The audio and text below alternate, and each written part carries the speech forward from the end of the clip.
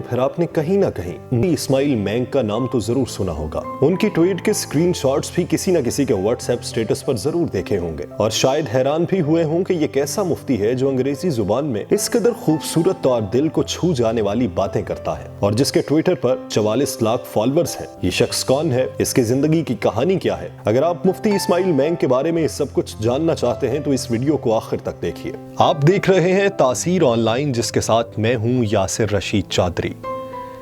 ہمارے اس چینل کو سبسکرائب کیجیے اور بیل آئیکن کو دبائیے تاکہ آپ کو لمحہ بلمحہ ایسی معلوماتی ویڈیوز پہنچتی رہیں۔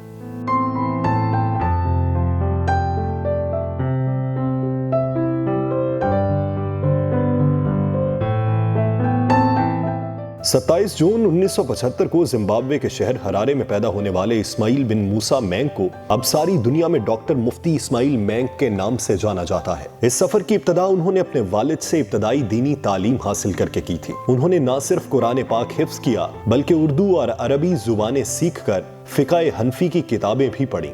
ہرارے کے سینٹ جان کالج سے گریجویشن کرنے کے بعد انہوں نے مدینہ منورہ میں شرعی تعلیم حاصل کی اور سوشل گائیڈنس میں ڈاکٹریٹ کی ڈگری ایلڈرز گیٹ یونیورسٹی نے انہیں اعزازی طور پر عطا کی۔ ان کے تحقیقی کام کو دنیا بھر میں شاندار پذیرائی ملی اور 2010 میں انہیں دنیا کے 500 بااثر ترین مسلمانوں کی فہرست میں شامل کیا گیا تھا۔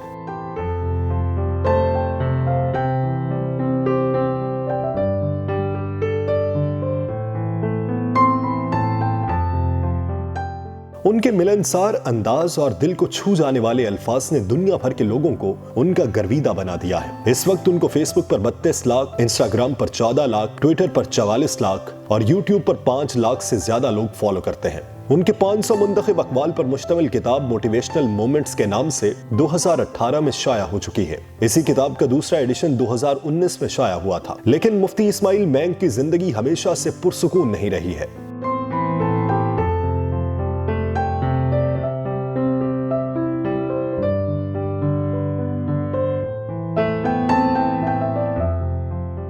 2013 میں انہیں برطانیہ کی 6 مشہور universities Oxford, Leeds, Leicester, Liverpool, Cardiff اور گلاسکو میں خطاب کرنا تھا، لیکن ان کا یہ دورہ عین وقت پر ملتوی کر دیا گیا، جس کی وجہ یہ تھی کہ اسٹوڈنٹ یونین اور یونیورسٹیز کے اعلیٰ حکام کو مفتی مینگ کے نظریات پر تحفظات تھے۔ مگر آپ یہ جان کر حیران ہوں گے کہ ان کے یہ کون سے نظریات تھے جن پر طالب علم اور اساتذہ ان سے اس قدر نالاں تھے۔